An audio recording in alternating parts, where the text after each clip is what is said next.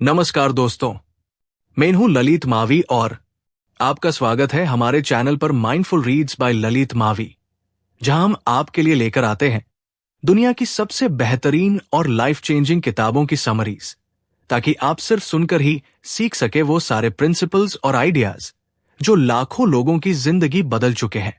आज हम बात करने जा रहे हैं एक ऐसी किताब की जिसने करोड़ों लोगों को अमीरी और सफलता की ओर बढ़ने का रास्ता दिखाया है।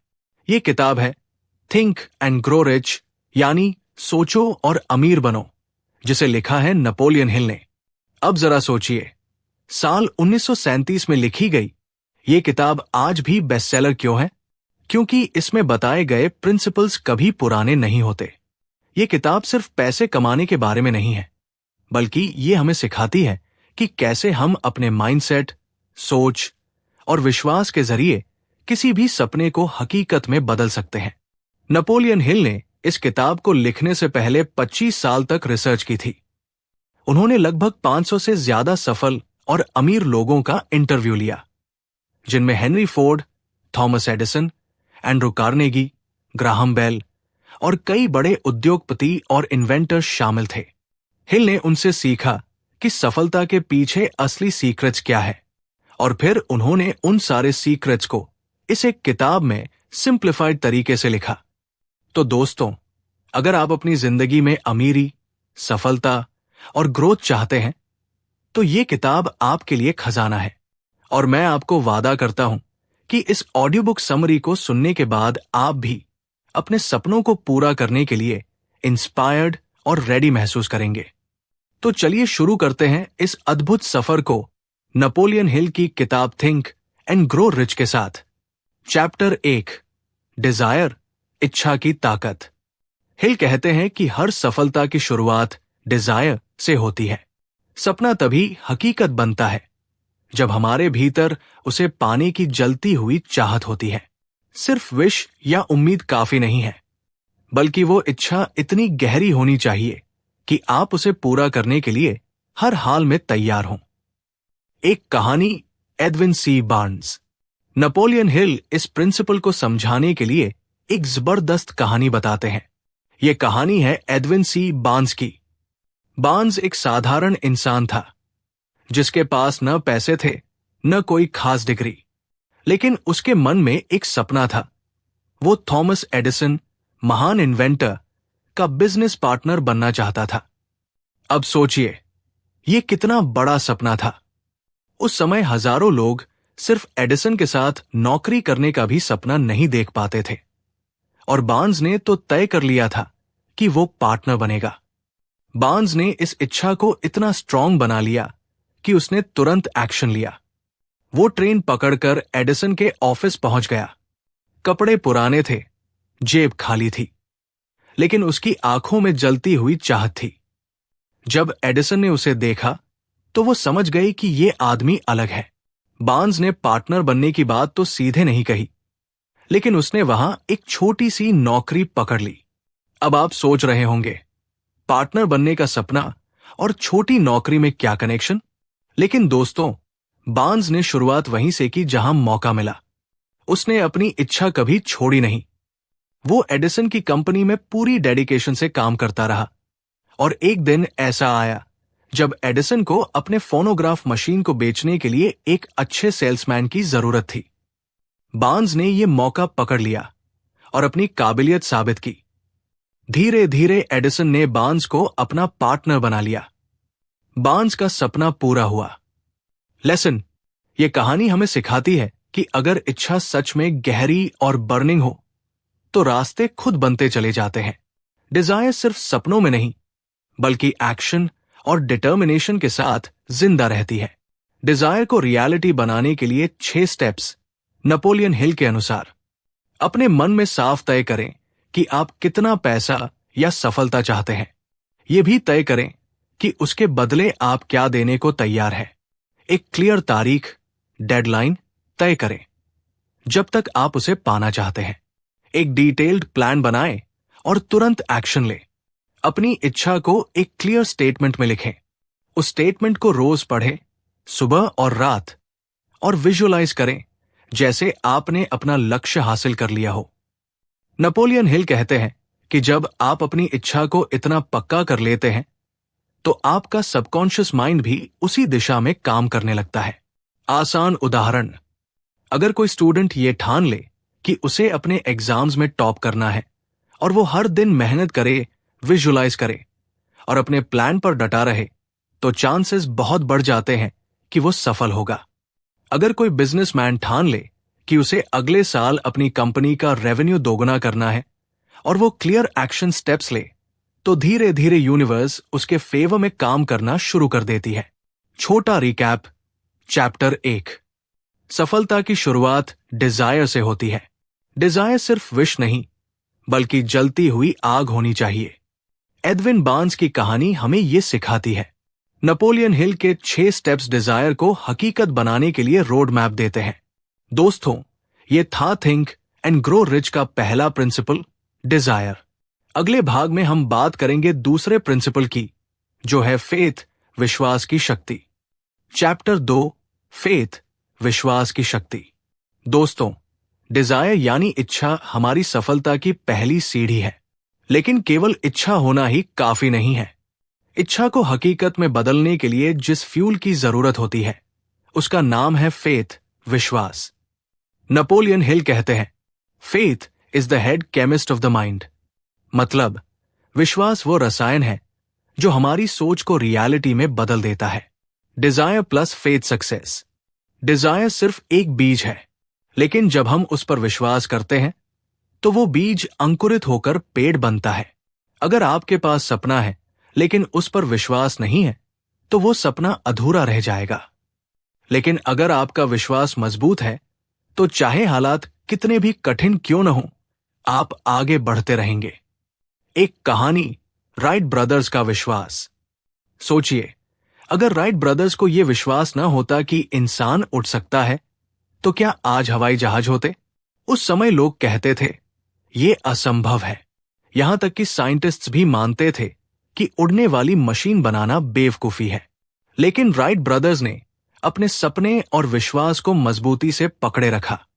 नतीजा, उन्होंने पहला एयरप्लेन बनाकर इतिहास रच दिया। विश्वास कैसे पैदा करें? ऑटो सजेशन की मदद से। नेपोलियन हिल बताते हैं कि हमारा विश्वास 2 तरीकों से डेवलप होता है। पॉजिटिव इमोशंस, जैसे प्यार, आशा और विश्वास।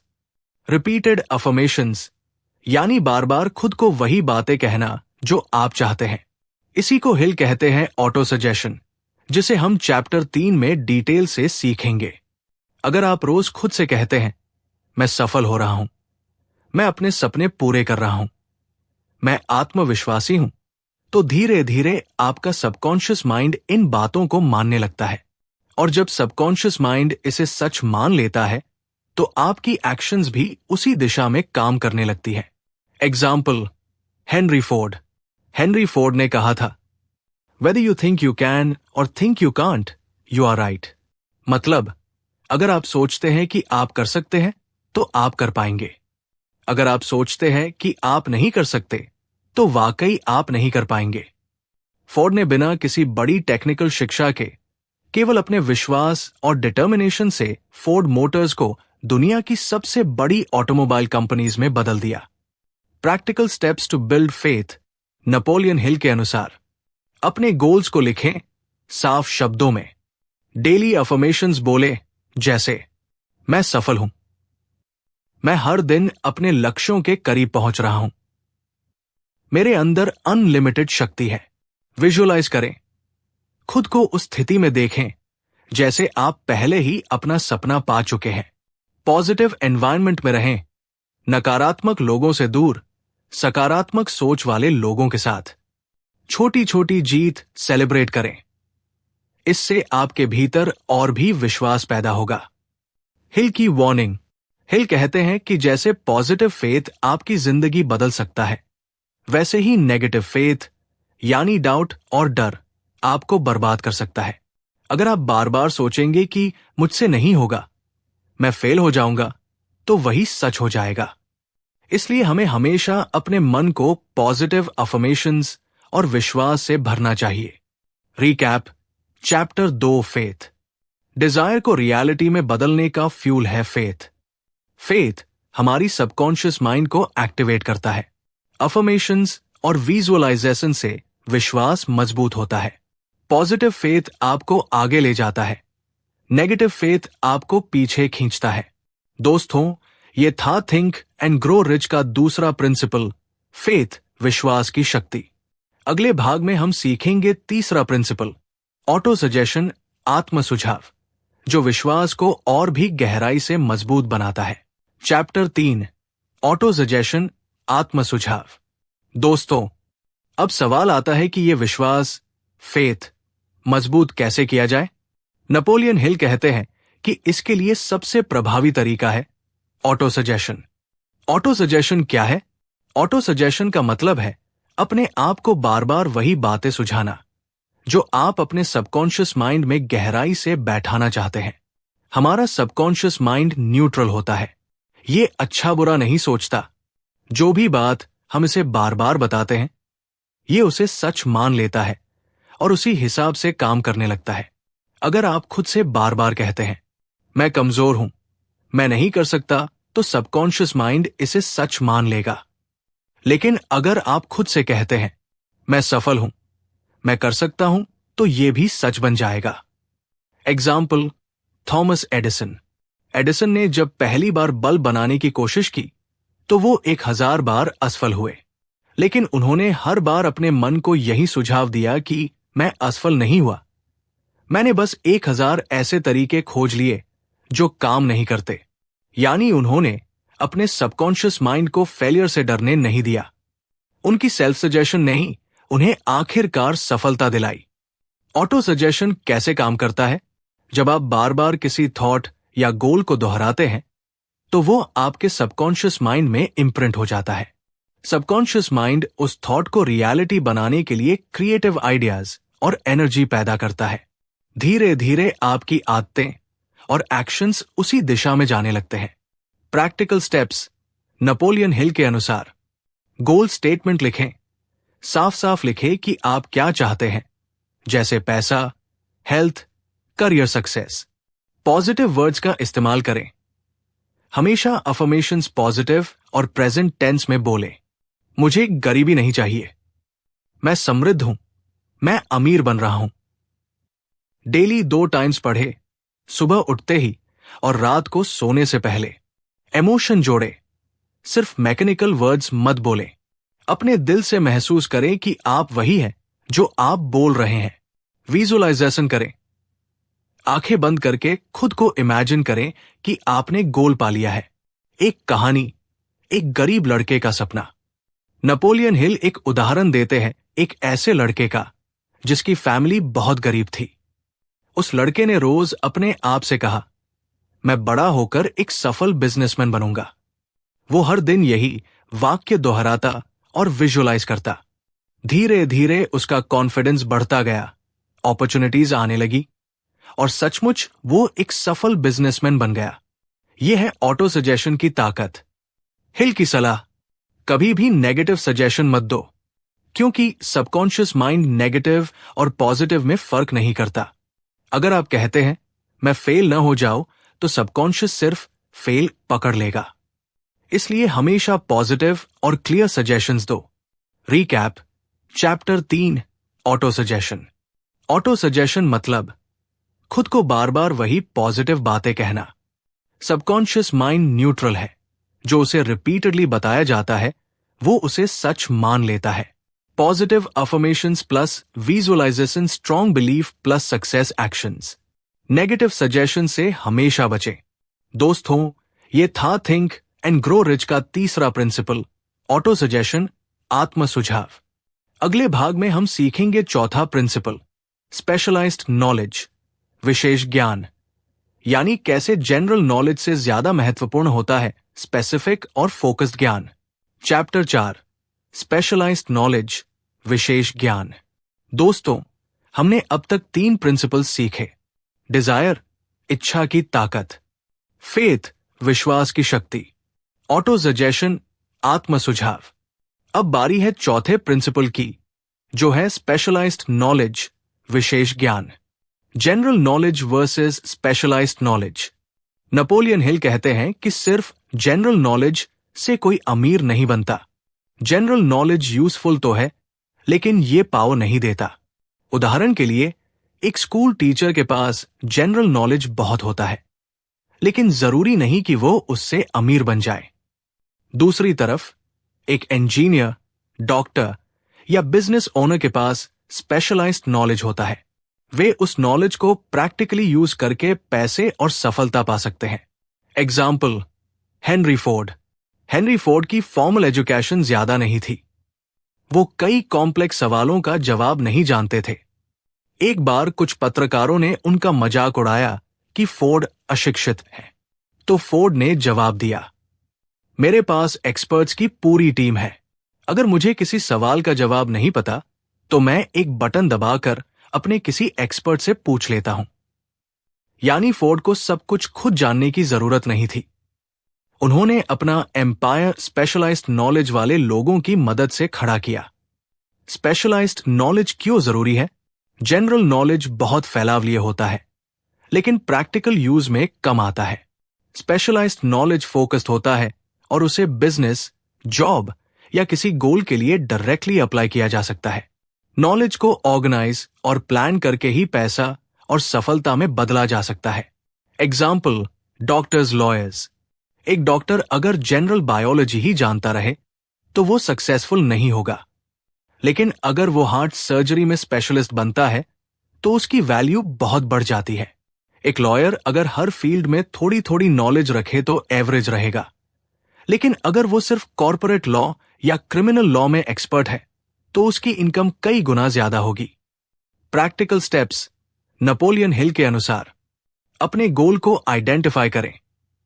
आपको किस फील्ड में सक्सेस चाहिए? Business, career, art, sports, etcetera. उस फील्ड का स्पेशलाइज्ड नॉलेज लो। किताबें पढ़ो, कोर्सेज करो, एक्सपर्ट से सीखो। नॉलेज को एक्शन में बदलो। सिर्फ पढ़ना काफी नहीं, अप्लाई करना जरूरी है। मास्टरमाइंड ग्रुप बनाओ। अगर आपको खुद सब कुछ नहीं आता तो एक्सपर्ट्स की टीम बनाओ। नॉलेज को लगातार अपडेट करो। टेक्नोलॉजी और दुनिया बदलती रहती है। अगर आप अपडेट नहीं रहेंगे तो पीछे छूट जाओगे। हिल की एडवाइस, नॉलेज तभी पावर है जब उसे ऑर्गेनाइज्ड प्लानिंग और डेफिनेट एक्शन में बदला जाए। सिर्फ डिग्रीज और सर्टिफिकेट से कोई अमीर नहीं बनता। असली सफलता तब मिलती है जब आप अपने ज्ञान को किसी वैल्यू में बदल पाते हो। कहानी, एंड्रू कार्नेगी। एंड्रू कार्नेगी, जो उस समय के स्टील इंडस्ट्री के सबसे बड़े नाम थे, उन्होंने खुद एडमिट किया था कि उन्हें स्टील बनाने की तकनीक की पूरी जानकारी नहीं थी, लेकिन उनके पास एक पूरी टीम थी एक्सपर्ट्स की, जिनके पास स्पेशलाइज्ड नॉलेज था। कार्नेगी ने बस उनकी नॉलेज को एक जगह ऑर्गेनाइज किया और उसे मैसिव बिजनेस में बदल दिया। Recap, chapter 4, specialised knowledge. General knowledge से सक्सेस नहीं मिलती, स्पेशलाइज्ड नॉलेज जरूरी है। स्पेशलाइज्ड नॉलेज को एक्शन और ऑर्गेनाइज्ड प्लानिंग के साथ यूज करना चाहिए। एक्सपर्ट्स की मदद लेना भी बुद्धिमानी है। नॉलेज को लगातार अपडेट करते रहना चाहिए। दोस्तों, ये था थिंक एंड ग्रो रिच का चौथा प्रिंसिपल, स्पेशलाइज्ड नॉलेज, विशेष ज्ञान। अगले भाग में हम बात करेंगे 5वें प्रिंसिपल की, इमेजिनेशन, कल्पना की शक्ति, जो हर इन्वेंशन और हर सक्सेस की जड़ है। चैप्टर 5, इमेजिनेशन, कल्पना की शक्ति। दोस्तों, हमने अब तक 4 प्रिंसिपल्स सीखे। अब बारी है 5वें प्रिंसिपल की, इमेजिनेशन, कल्पना की शक्ति। इमेजिनेशन क्या है? नेपोलियन हिल कहते हैं, जो कुछ भी इंसान सोच और कल्पना कर सकता है, वो उसे हासिल भी कर सकता है। इमेजिनेशन यानी कल्पना वो कार्यशाला, वर्कशॉप है जहां हमारी इच्छाएं और विचार आकार लेते हैं। हर इन्वेंशन, हर डिस्कवरी, हर बिजनेस, सब इमेजिनेशन से ही शुरू होते हैं। 2 तरह की इमेजिनेशन। हिल इमेजिनेशन को 2 भागों में बांटते हैं। सिंथेटिक इमेजिनेशन, संश्लेषणात्मक कल्पना। इसका मतलब है पुराने आइडियाज और कॉन्सेप्ट्स को मिलाकर नए सॉल्यूशंस बनाना। एग्जाम्पल, एक राइटर अलग अलग कहानियों और एक्सपीरियंसेस को मिलाकर नया नॉवल लिखता है। एग्जाम्पल, एक बिजनेसमैन एग्जिस्टिंग प्रोडक्ट्स को नए तरीके से पेश करता है। क्रिएटिव इमेजिनेशन, सृजनात्मक कल्पना। ये इमेजिनेशन सबकॉन्शियस माइंड और इन्फिनिट इंटेलिजेंस से कनेक्ट होती है। नए इन्वेंशंस, ब्रेक थ्रू आइडियाज और डिस्कवरीज यहीं से आते हैं। एग्जाम्पल, एडिसन का बल्ब, ग्राहम बेल का टेलीफोन, आइंस्टाइन का रिलेटिविटी थ्योरी। ये सब क्रिएटिव इमेजिनेशन से आए। कहानी, कोका कोला की रेसिपी। नेपोलियन हिल एक मजेदार एग्जाम्पल देते हैं। कोका कोला की शुरुआत सिर्फ एक सिंपल कल्पना से हुई थी, एक अलग तरह का स्वाद बनाने की। उस सिंपल इमेजिनेशन ने बाद में मल्टी बिलियन डॉलर एम्पायर खड़ा कर दिया। क्यों जरूरी है इमेजिनेशन? डिजायर को रियलिटी में बदलने के लिए इमेजिनेशन की जरूरत है। स्पेशलाइज्ड नॉलेज को यूज करने के लिए इमेजिनेशन जरूरी है। हर बड़ी सफलता इमेजिनेशन से ही जन्म लेती है। डिजायर बीज है, नॉलेज मिट्टी है, और इमेजिनेशन उस बीज को पेड़ बनाने वाला पानी और धूप है। प्रैक्टिकल स्टेप्स हिल के अनुसार, अपने गोल्स लिखें और रोज उनके नए नए सोल्यूशन सोचें। ब्रेनस्टॉर्मिंग करें, अकेले भी और मास्टरमाइंड ग्रुप के साथ भी। माइंड को खाली समय दें। अक्सर क्रिएटिव आइडियाज तब आते हैं जब आप रिलैक्स रहते हैं, वॉक, मेडिटेशन, म्यूजिक के दौरान। आइडियाज को लिखो। कोई भी आइडिया छोटा या बड़ा मत समझो, उन्हें नोट करो, एक्शन लो। इमेजिनेशन सिर्फ सोचने का नाम नहीं, उस पर काम करना भी जरूरी है। Example, Walt Disney. Walt Disney के पास सिर्फ एक कल्पना थी, एक ऐसी जगह बनाने की जहां बच्चे और बड़े दोनों अपनी कल्पना की दुनिया में जी सके। उस कल्पना ने डिज्नीलैंड और डिज्नी एम्पायर को जन्म दिया। Recap, chapter 5, imagination. इमेजिनेशन दो तरह की होती है, सिंथेटिक और क्रिएटिव। हर इन्वेंशन, बिजनेस और सफलता इमेजिनेशन से शुरू होती है। क्रिएटिव इमेजिनेशन हमें इन्फिनिट इंटेलिजेंस से जोड़ती है। प्रैक्टिकल स्टेप्स, गोल्स लिखना, ब्रेनस्टॉर्मिंग, रिलैक्सेशन, आइडियाज नोट करना और एक्शन लेना। दोस्तों, ये था थिंक एंड ग्रो रिच का 5वां प्रिंसिपल, इमेजिनेशन, कल्पना की शक्ति। अगले भाग में हम सीखेंगे 6ठा प्रिंसिपल, ऑर्गेनाइज्ड प्लानिंग, संगठित योजना। यानी बिना प्लान के कोई सपना हकीकत नहीं बन सकता। चैप्टर 6, ऑर्गेनाइज्ड प्लानिंग, संगठित योजना। दोस्तों, हमने अब तक 5 प्रिंसिपल्स सीखे। अब बारी है 6ठे प्रिंसिपल की, ऑर्गेनाइज्ड प्लानिंग, संगठित योजना। क्यों जरूरी है प्लानिंग? नेपोलियन हिल कहते हैं, बिना योजना, प्लान के इच्छाएं सिर्फ सपने बने रह जाती है। ऑर्गेनाइज्ड प्लानिंग ही वो पुल, ब्रिज है जो डिजायर को एक्शन में बदलता है। हर सफल इंसान के पास क्लियर और ऑर्गेनाइज्ड प्लान होता है। योजना का मतलब है तय करना कि आपको क्या करना है, कैसे करना है और कब करना है। एग्जाम्पल, एडिसन का फोनोग्राफ। जब एडिसन ने फोनोग्राफ इन्वेंट किया तो इन्वेंशन से ज्यादा चुनौती यह थी कि उसे आम लोगों तक कैसे पहुंचाया जाए। इसके लिए उन्होंने डिटेल्ड प्लान बनाया, मैन्युफैक्चरिंग, मार्केटिंग और डिस्ट्रीब्यूशन का। योजना ने इन्वेंशन को एक बड़ा बिजनेस बना दिया। हिल की मास्टर फॉर्मूला फॉर प्लानिंग। हिल कहते हैं कि इफेक्टिव प्लानिंग के लिए आपको कुछ स्टेप्स फॉलो करने चाहिए। मास्टरमाइंड ग्रुप बनाओ। खुद अकेले सब कुछ नहीं कर सकते। अपनी फील्ड के एक्सपर्ट्स और डेडिकेटेड लोगों का एक ग्रुप बनाओ। यह ग्रुप आपको नए आइडियाज और सही सॉल्यूशंस देगा। डेफिनेट प्लान बनाओ। गोल साफ लिखो। उसके लिए एक प्रैक्टिकल और स्टेप बाय स्टेप प्लान बनाओ। प्लान फ्लेक्सिबल रखो ताकि जरूरत पड़ने पर बदल सको। प्लान को तुरंत लागू करो। प्लान परफेक्ट होने का इंतजार मत करो। एक्शन लेना जरूरी है, भले ही शुरुआत छोटी हो। फेलियर से सीखो। हर सफलता एक लेसन है। अगर प्लान काम न करे तो प्लान बी, सी, डी तैयार रखो। कहानी, बार्न्स और एडिसन का पार्टनरशिप। बार्न्स ने एडिसन के साथ पार्टनर बनने की इच्छा रखी थी, लेकिन उसने सिर्फ इच्छा ही नहीं रखी बल्कि एक ऑर्गेनाइज्ड प्लान भी फॉलो किया। पहले छोटी नौकरी ली, धीरे धीरे खुद को प्रूव किया और सही मौके पर अपना प्लान एग्जीक्यूट किया। रिजल्ट, उसका सपना सच हो गया। Why most people fail? Hill कहते हैं कि 95% लोग फेल होते हैं क्योंकि उनके पास क्लियर प्लान नहीं होता। वे दूसरों की एडवाइस ब्लाइंडली फॉलो करते हैं। वे प्लान को लगातार बदलते रहते हैं। वे असफलता आते ही हार मान लेते हैं। प्रैक्टिकल स्टेप्स ऑर्गेनाइज्ड प्लानिंग के लिए: अपने लक्ष्य के लिए लिखित योजना बनाओ। मास्टरमाइंड ग्रुप बनाकर आइडियाज लो। प्लान पर तुरंत एक्शन लो। फेलियर से प्लान को सुधारो। प्लान को तब तक बदलो जब तक सही काम न करे। Example, Abraham Lincoln. लिंकन ने राजनीति में सक्सेस पाने से पहले कई बार चुनाव हारे। हर बार उन्होंने अपने प्लान को बदला, सीखा और फिर से कोशिश की। रिजल्ट, वो अमेरिका के सबसे महान प्रेसिडेंट बने। Recap, chapter 6, organised planning. बिना योजना सपने सिर्फ सपने ही रहते हैं। Organised planning goal plus mastermind group plus definite steps plus continuous action. Failure planning को बेहतर बनाने का मौका है। फ्लेक्सिबिलिटी और परसिस्टेंस सफलता के लिए जरूरी है।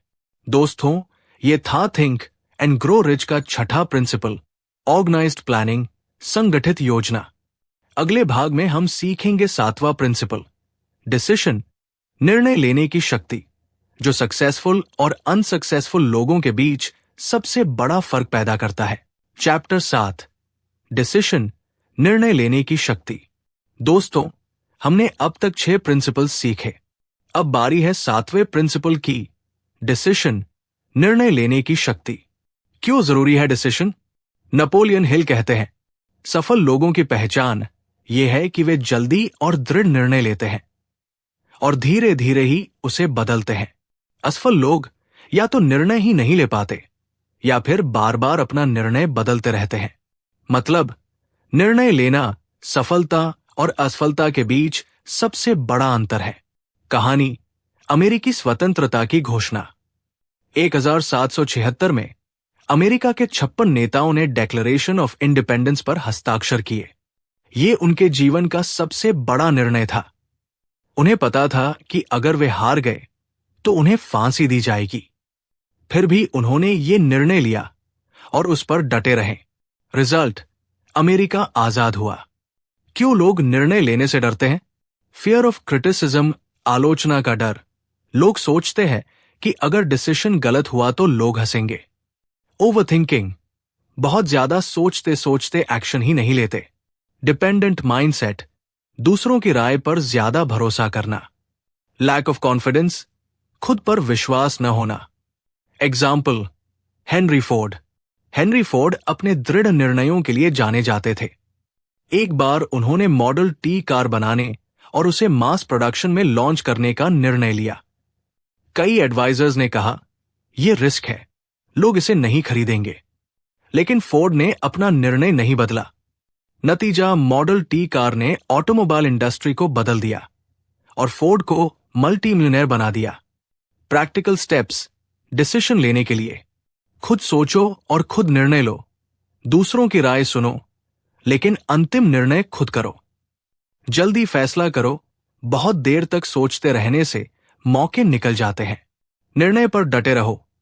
छोटी छोटी आलोचनाओं या डर से निर्णय मत बदलो।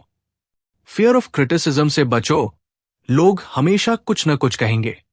कॉन्फिडेंस बनाओ, फेथ और ऑटो सजेशन से खुद पर भरोसा बढ़ाओ।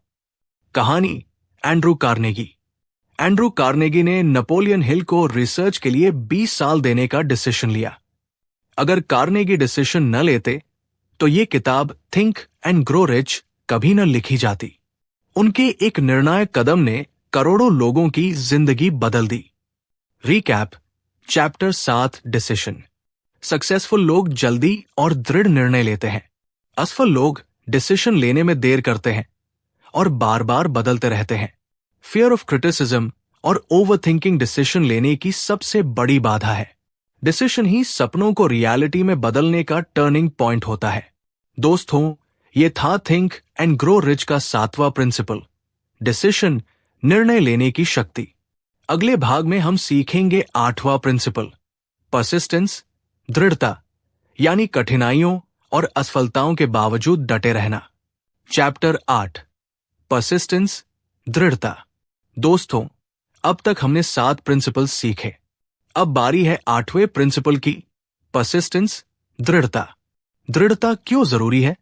नेपोलियन हिल कहते हैं, बिना दृढ़ता के चाहे आपकी इच्छा कितनी भी बड़ी क्यों न हो, वो असफल हो जाएगी। परसिस्टेंस यानी मुश्किलों, आलोचनाओं और असफलताओं के बावजूद लगातार प्रयास करना। बहुत से लोग सक्सेस के बहुत करीब पहुंचकर भी हार मान लेते हैं, लेकिन सफल लोग तब तक डटे रहते हैं जब तक लक्ष्य पूरा न हो जाए। कहानी 3 फीट फ्रॉम गोल्ड। हिल एक प्रसिद्ध कहानी बताते हैं। एक आदमी ने सोने की खदान खरीदी। काफी खुदाई करने के बाद भी सोना नहीं मिला। थककर उसने खदान बेच दी। नए मालिक ने एक्सपर्ट्स बुलाए और पता चला कि असली सोना सिर्फ 3 फीट दूर था। मतलब, पहला मालिक अगर थोड़ी और दृढ़ता दिखाता तो करोड़पति बन जाता। क्यों लोग परसिस्टेंस खो देते हैं? असफलता आते ही हार मान लेना, दूसरों की आलोचना से डरना, धैर्य न रखना, डिजायर और फेथ कमजोर होना। उदाहरण, थॉमस एडिसन।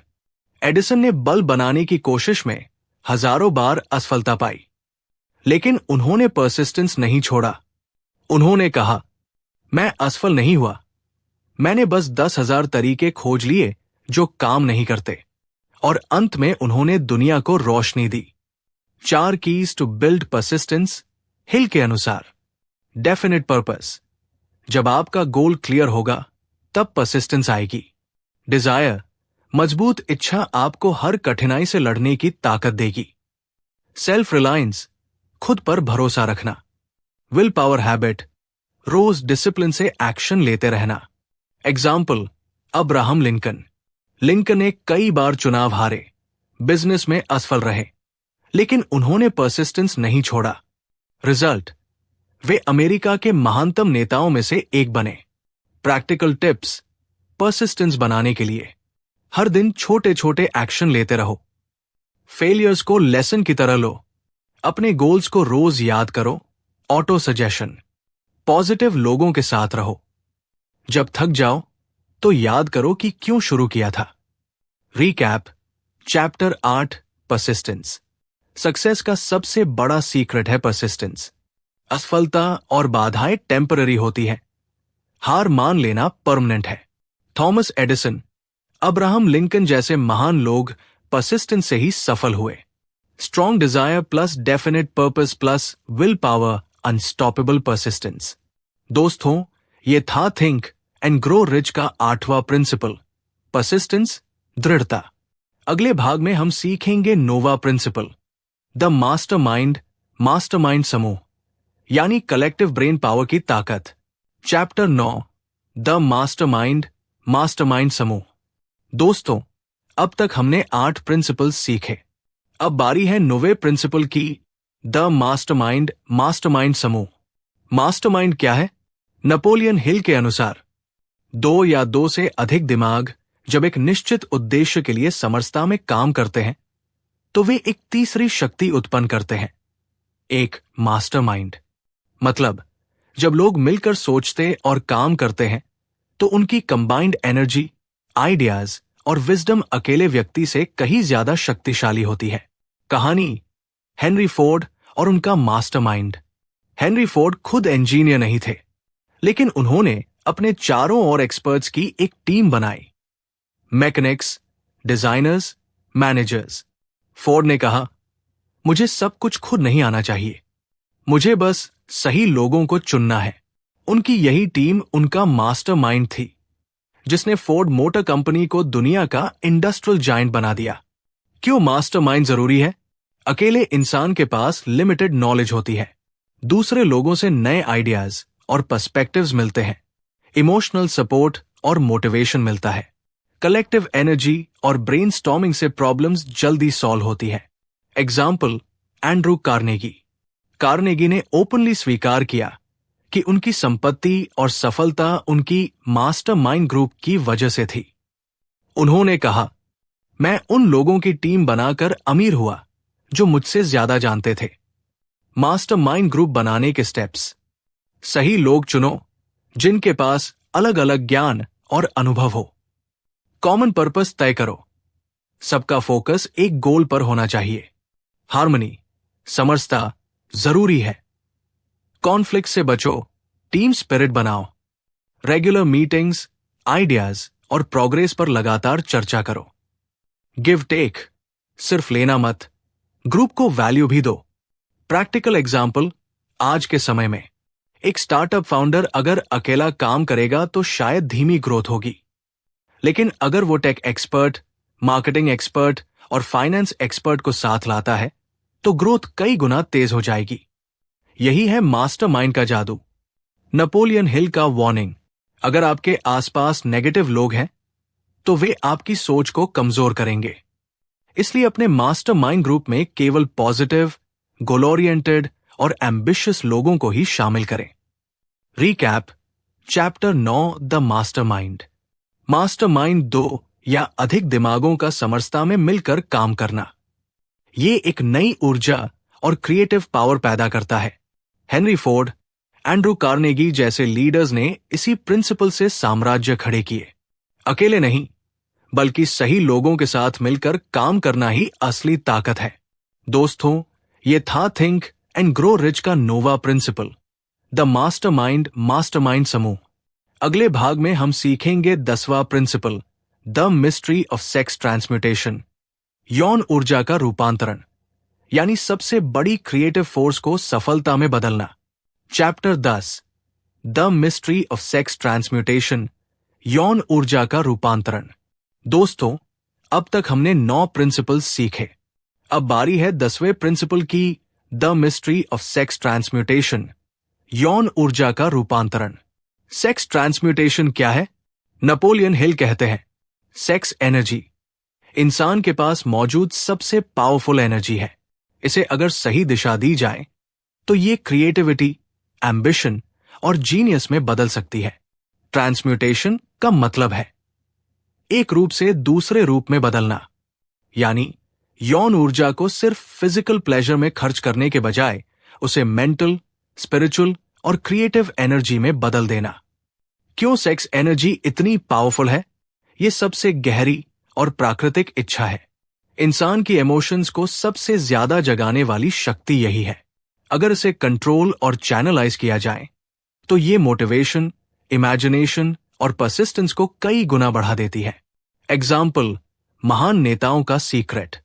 नेपोलियन हिल ने रिसर्च में पाया कि दुनिया के लगभग हर महान लीडर, कलाकार, इन्वेंटर या बिजनेसमैन के पास हाईली डेवलप्ड सेक्स एनर्जी थी। वे अपनी सेक्सुअल अर्ज को सिर्फ फिजिकल लेवल पर नहीं जीते थे, बल्कि उसे क्रिएटिविटी और एम्बिशन में बदल देते थे।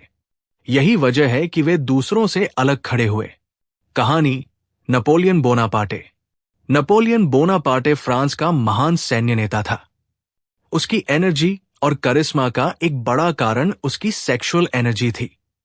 लेकिन जब उसने इस एनर्जी को गलत दिशा में वेस्ट करना शुरू किया, तब उसका साम्राज्य भी टूट गया। सेक्स ट्रांसम्यूटेशन कैसे करें? चैनलाइज करो।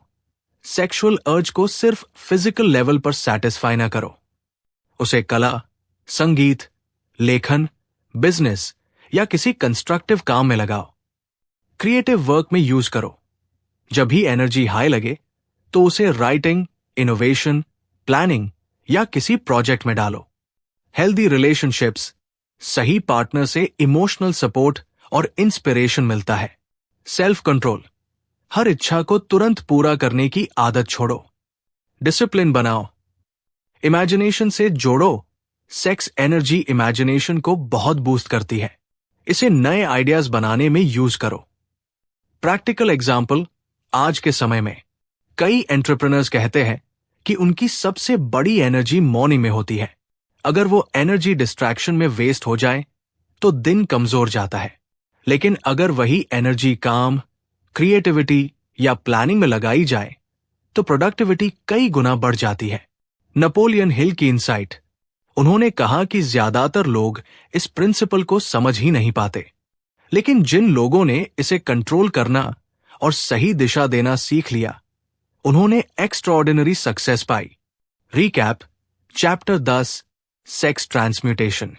सेक्स एनर्जी इंसान की सबसे बड़ी नेचुरल पावर है। इसे वेस्ट करने के बजाय क्रिएटिविटी और एम्बिशन में बदलो। महान लोग अपनी इस एनर्जी को इमेजिनेशन, परसिस्टेंस और प्लानिंग में बदलते थे। सेल्फ कंट्रोल और चैनलाइजेशन से आप इसे अपनी सक्सेस की फ्यूल बना सकते हैं। दोस्तों, ये था थिंक एंड ग्रो रिच का 10वां principle, the mystery of sex transmutation, यौन ऊर्जा का रूपांतरण। अगले भाग में हम सीखेंगे 11वां प्रिंसिपल, द सबकॉन्शियस माइंड, अवचेतन मन, यानी हमारी हिडन पावर हाउस जो हमारी जिंदगी को कंट्रोल करती है। चैप्टर 11, दी सबकॉन्शियस माइंड, अवचेतन मन। दोस्तों, अब तक हमने 10 प्रिंसिपल्स सीखे। अब बारी है 11वें प्रिंसिपल की, दी सबकॉन्शियस माइंड, अवचेतन मन। सबकॉन्शियस माइंड क्या है? नेपोलियन हिल कहते हैं, अवचेतन मन हमारे चेतन विचारों और अनंत बुद्धिमत्ता, इन्फिनिट इंटेलिजेंस के बीच का पुल है। मतलब, जो हम बार बार सोचते और महसूस करते हैं, वही हमारे सबकॉन्शियस में दर्ज हो जाता है, और वही सबकॉन्शियस हमें एक्शंस, हैबिट्स और डेस्टिनी की ओर ले जाता है। सबकॉन्शियस की विशेषताएं: ये कभी सोता नहीं, ये हर विचार और भावना को रिकॉर्ड करता है, ये लॉजिक से काम नहीं करता, सिर्फ रेपिटेशन और इमोशन से प्रभावित होता है। ये आपकी सक्सेस या फेलियर तय करता है। कैसे काम करता है सबकॉन्शियस? अगर आप बार बार कहते हैं, मैं ये कर सकता हूं, तो सबकॉन्शियस इसे रियलिटी बनाने के लिए काम करने लगता है। लेकिन अगर आप कहते हैं, मैं असफल हूं, मैं नहीं कर सकता, तो सबकॉन्शियस उसी को सच बना देता है। यानी सबकॉन्शियस न्यूट्रल है, वो वही रिटर्न करता है जो आप उसे फीड करते हो। कहानी राइट ब्रदर्स। राइट ब्रदर्स बार बार ये कल्पना करते और सोचते थे कि इंसान उड़ सकता है। लोग उनका मजाक उड़ाते थे, लेकिन उन्होंने अपने सबकॉन्शियस में ये विश्वास गहराई से बैठा लिया। रिजल्ट, उन्होंने हवाई जहाज बना दिया। सबकॉन्शियस को प्रोग्राम कैसे करें? ऑटो सजेशन, पॉजिटिव अफर्मेशंस को रोज दोहराओ, इमोशंस जोड़ो, सिर्फ ड्राई वर्ड्स नहीं, बल्कि भावनाओं के साथ बोलो। विजुअलाइजेशन, अपने गोल को तस्वीर की तरह दिमाग में देखो। रेपिटेशन, जितनी बार दोहराओगे उतना गहरा असर होगा। पॉजिटिव इनपुट, अच्छी किताबें, अच्छी बातें और अच्छे लोगों के साथ रहो। एग्जाम्पल, सक्सेस और सबकॉन्शियस। अगर कोई स्टूडेंट रोज कहे, मुझे मैथ्स नहीं आती, मैं कमजोर हूं, तो सबकॉन्शियस इसे सच बना देगा। लेकिन अगर वही कहे, मैं रोज अभ्यास से बेहतर हो रहा हूं, मैं मैथ्स में सफल हूं, तो सबकॉन्शियस उसकी कंसंट्रेशन और लर्निंग पावर बढ़ा देगा। नेपोलियन हिल की एडवाइस, सबकॉन्शियस को कभी नेगेटिव वर्ड्स मत दो। अपने गोल्स को फेथ और डिजायर के साथ रोज फीड करो। यही माइंड की वो सॉइल है जिसमें आपकी सक्सेस का बीज उगता है। रिकैप, चैप्टर 11, दी सबकॉन्शियस माइंड। सबकॉन्शियस माइंड हमारी हिडन पावर हाउस है। ये वही सच बनाता है जो हम बार बार सोचते और महसूस करते हैं। ऑटो सजेशन, इमोशंस और विजुअलाइजेशन से हम इसे प्रोग्राम कर सकते हैं।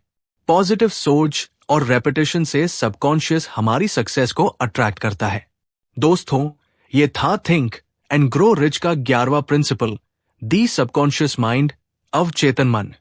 अगले भाग में हम सीखेंगे 12वां प्रिंसिपल, द ब्रेन, मस्तिष्क एक प्रसारण और ग्रहण स्टेशन के रूप में। यानी कैसे हमारा दिमाग यूनिवर्स से सिग्नल्स लेता और भेजता है। चैप्टर 12, द ब्रेन, मस्तिष्क एक प्रसारण और ग्रहण स्टेशन।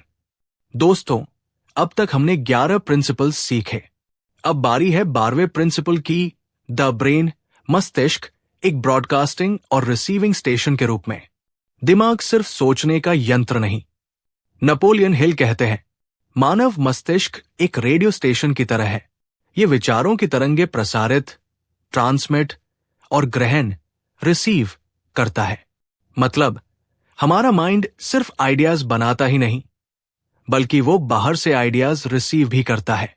यही वजह है कि कई बार दो लोग एक ही समय पर एक ही इन्वेंशन सोच लेते हैं।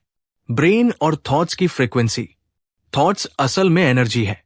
जितनी ज्यादा इमोशन और डिजायर किसी थॉट में होगी, उतनी तेज उसकी फ्रीक्वेंसी होगी। पॉजिटिव थॉट्स हाई फ्रीक्वेंसी पर वाइब्रेट करते हैं, नेगेटिव थॉट्स लो फ्रीक्वेंसी पर। इसलिए हाई एनर्जी वाले लोग अपने आसपास पॉजिटिव लोगों को अट्रैक्ट करते हैं। कहानी अलेक्जेंडर ग्राहम बेल। टेलीफोन के इन्वेंटर ग्राहम बेल ने कहा था कि आइडियाज हवा में तैरते रहते हैं। जिस व्यक्ति का ब्रेन ट्यून्ड होता है, वही उन आइडियाज को पकड़ पाता है। नेपोलियन हिल भी मानते थे कि ब्रेन सही ट्यूनिंग के बाद इन्फिनिट इंटेलिजेंस से सिग्नल्स पकड़ सकता है। ब्रेन को कैसे ट्यून करें? Auto suggestion plus subconscious mind. Positive affirmations brain की फ्रीक्वेंसी को ट्यून करते हैं। Master mind group. जब कई दिमाग मिलते हैं तो कलेक्टिव फ्रीक्वेंसी बहुत पावरफुल हो जाती है। इमोशंस, डिजायर, फेथ, लव जैसे इमोशंस ब्रेन की पावर को कई गुना बढ़ा देते हैं। Sex transmutation. Sexual energy brain की फ्रीक्वेंसी को सुपरचार्ज कर देती है। एग्जाम्पल, आज की दुनिया में आपने देखा होगा कि कभी कभी आपको कोई आइडिया आता है और फिर कुछ दिनों बाद वही आइडिया किसी और के द्वारा रियलिटी में बदल दिया जाता है। ये इसलिए होता है क्योंकि हमारा ब्रेन ब्रॉडकास्टिंग और रिसीविंग दोनों काम करता है। जो व्यक्ति जल्दी एक्शन लेता है वही सक्सेस पाता है।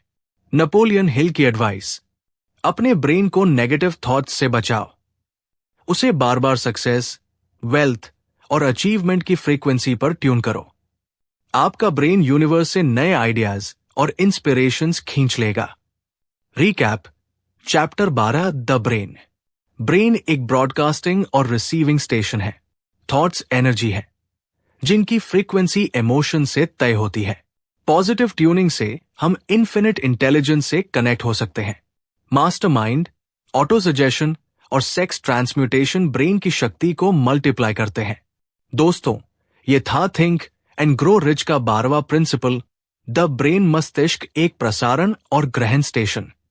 अगले भाग में हम सीखेंगे अंतिम और 13वां प्रिंसिपल, द सिक्स्थ सेंस, छठी इंद्री, यानी इंट्यूशन और इनर गाइडेंस की शक्ति। चैप्टर 13, द सिक्स्थ सेंस, छठी इंद्री। दोस्तों, अब तक हमने 12 प्रिंसिपल्स सीखे। अब बारी है 13वें और अंतिम प्रिंसिपल की, द सिक्स्थ सेंस, छठी इंद्री। सिक्स्थ सेंस क्या है? नेपोलियन हिल कहते हैं, छठी इंद्री वह दरवाजा है जिसके माध्यम से इन्फिनिट इंटेलिजेंस हमारे सबकॉन्शियस से संवाद करती है। इसे आप इंट्यूशन, गट फीलिंग या इनर वॉइस भी कह सकते हैं। यह हमें अचानक आने वाले आइडियाज, इंस्पिरेशंस और वार्निंग्स के रूप में मार्गदर्शन देती है। सिक्स्थ सेंस कैसे काम करता है? जब हम डिजायर, फेथ, परसिस्टेंस और बाकी प्रिंसिपल्स को प्रैक्टिस करते हैं तो हमारा सबकॉन्शियस साफ और शक्तिशाली हो जाता है। उसी अवस्था में सिक्स्थ सेंस एक्टिवेट होती है। हमें बिना लॉजिक के भी सही दिशा का अंदाजा होने लगता है। एग्जाम्पल, महान नेताओं की इंट्यूशन। महात्मा गांधी को कई बार अपनी इनर वॉइस से मार्गदर्शन मिला। थॉमस एडिसन ने कहा था कि उनकी कई इन्वेंशंस उन्हें अचानक अंदर से आई आवाज की तरह मिली। कई सक्सेसफुल एंटरप्रेन्योर्स भी कहते हैं, मुझे बस लगा कि यही सही है, और वही इंट्यूशन उनकी सफलता का कारण बनी। सिक्स्थ सेंस की तैयारी। नेपोलियन हिल बताते हैं कि सिक्स्थ सेंस अचानक नहीं खुलती, बल्कि बाकी प्रिंसिपल्स को डिसिप्लिन से फॉलो करने पर धीरे धीरे जागती है। पॉजिटिव माइंडसेट, डर और नकारात्मक विचार सिक्स्थ सेंस को ब्लॉक कर देते हैं। मेडिटेशन और साइलेंस। शांति में बैठने से इंट्यूशन की आवाज साफ सुनाई देती है। एक्सपीरियंस और ऑब्जर्वेशन। जितना ज्यादा आप सीखते और अनुभव करते हैं, सिक्स्थ सेंस उतनी रिफाइन होती है। सबकॉन्शियस कनेक्शन, ऑटो सजेशन और विजुअलाइजेशन सिक्स्थ सेंस को सक्रिय करने में मदद करते हैं। कहानी नेपोलियन हिल का पर्सनल एक्सपीरियंस। नेपोलियन हिल बताते हैं कि वे अक्सर अपने दिमाग में एक इनविजिबल काउंसलर्स बोर्ड बनाते थे। इसमें Abraham Lincoln, Thomas Edison, Andrew Carnegie जैसे महान व्यक्तियों की कल्पना करते थे। वे उन्हें सलाह देते हुए विजुअलाइज करते और कई बार उन्हें ऐसे सॉल्यूशंस मिलते थे जो उनके कॉन्शियस माइंड में कभी नहीं आए। यही सिक्स्थ सेंस का कमाल था। Practical use of sixth sense. Business decisions लेते समय गट फीलिंग पर ध्यान दें। नए आइडियाज या सडन इंस्पिरेशन को इग्नोर मत करें। मेडिटेशन से माइंड को शांत करें ताकि सिक्स्थ सेंस की आवाज सुनाई दे। नेगेटिव इमोशंस से बचें क्योंकि वे इंट्यूशन को दबा देते हैं। रिकैप, चैप्टर 13, दी सिक्स्थ सेंस। सिक्स्थ सेंस एक हायर फैकल्टी है जो इंट्यूशन और इंस्पिरेशन के रूप में काम करती है। ये तभी डेवलप होती है जब बाकी 12 प्रिंसिपल्स को सिंसियरली प्रैक्टिस किया जाए। महान लोग अक्सर अपनी सिक्स्थ सेंस को गाइड मानते हैं। ये इन्फिनिट इंटेलिजेंस से जुड़ने का डोरवे है। दोस्तों, ये था थिंक एंड ग्रो रिच का 13वां और अंतिम प्रिंसिपल, दी सिक्स्थ सेंस, छठी इंद्री। लेकिन हमारी जर्नी यही खत्म नहीं होती। किताब के अंत में नेपोलियन हिल एक और महत्वपूर्ण लेसन देते हैं, फियर, डर के भूत। ये समझना भी जरूरी है कि कौन से डर हमें पीछे खींचते हैं और कैसे उन्हें हराना है। फियर, डर के भूत। दोस्तों, नेपोलियन हिल कहते हैं कि इंसान की असफलता का सबसे बड़ा कारण डर, फियर, है। ये डर हमारे दिमाग को पंगु बना देता है, हमारी क्रिएटिविटी और डिसीजन पावर को खत्म कर देता है। 6 मुख्य डर, 6 ghosts of fear. Napoleon Hill ने 6 ऐसे डर बताए हैं जो ज्यादातर लोगों को रोकते हैं। पॉवर्टी, गरीबी का डर, सबसे बड़ा और आम डर। यह डर हमें रिस्क लेने से रोकता है और कंफर्ट जोन में कैद कर देता है। क्रिटिसिज्म, आलोचना का डर, लोग क्या कहेंगे, ये सोचकर लोग अपने सपनों को छोड़ देते हैं। इल हेल्थ, बीमारी का डर। बीमारी का डर अक्सर हमें तनाव देता है जिससे सच में बीमारी बढ़ जाती है। लॉस ऑफ लव, प्यार खोने का डर। ये इनसिक्योरिटी और जेलसी पैदा करता है। ओल्ड एज, बुढ़ापे का डर। लोग सोचते हैं कि उम्र बढ़ने पर उनकी वैल्यू कम हो जाएगी। डेथ, मृत्यु का डर। ये डर इंसान को प्रेजेंट जीने से रोक देता है। फियर कैसे काम करता है? फियर सबकॉन्शियस माइंड को नेगेटिव फ्रीक्वेंसी पर ट्यून कर देता है। ये हमारी इमेजिनेशन को पैरालाइज करता है। हम अपॉर्चुनिटीज को देखते हुए भी एक्शन नहीं ले पाते। कहानी, असफल और सफल लोगों में फर्क। नेपोलियन हिल कहते हैं, असफल लोग फियर के कंट्रोल में जीते हैं। सफल लोग फियर को एक्नॉलेज करते हैं लेकिन एक्शन लेते हैं।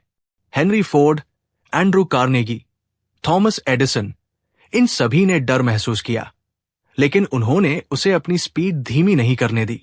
फियर को हराने के तरीके। अवेयरनेस, सबसे पहले यह पहचानो कि तुम्हें किस बात का डर है। फेथ का प्रयोग करो। विश्वास और आत्म सुझाव से डर को रिप्लेस करो। एक्शन लो, डर एक्शन से ही टूटता है।